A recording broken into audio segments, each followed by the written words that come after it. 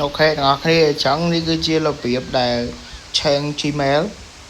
chẳng từ vùng code cứ nè kia còn phải cho mau client setting đi máu cho mặt lại setting đi máu hơi nè cái này cho openเลยนะ open បន្ទាប់ពីចុចពី open ហើយអ្នកគ្នាចុចsetting នេះកន្លែង setting ខាងលើនេះនេះគេចុចឡើងហ្នឹងមក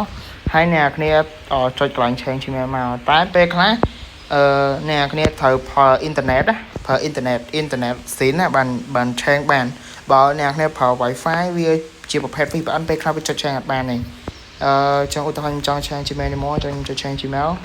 អូខេយកតាមហ្នឹងមកគេចង់ដោយសារតែខ្ញុំប្រើអ៊ីនធឺណិតចឹង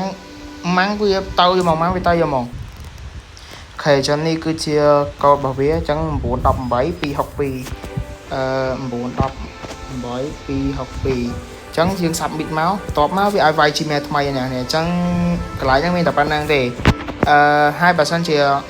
ពេលអ្នកឲ្យលក់ account ខ្ញុំពេលខ្លះខ្ញុំសួរកន្លែងនេះដែរចឹងកន្លែ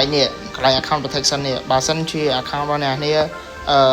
វាស្អាតអត់មានជាប់លេខជាប់អីទេអាហ្នឹងថតឲ្យខ្ញុំមកគាត់ថតឲ្យបញ្ជាក់មកនេះអញ្ចឹងក៏ប៉ុណ្ណឹងបានហើយអញ្ចឹងវីដេអូនៃការ change Gmail គឺមានតែប៉ុណ្្នឹងនេះហើយបាយ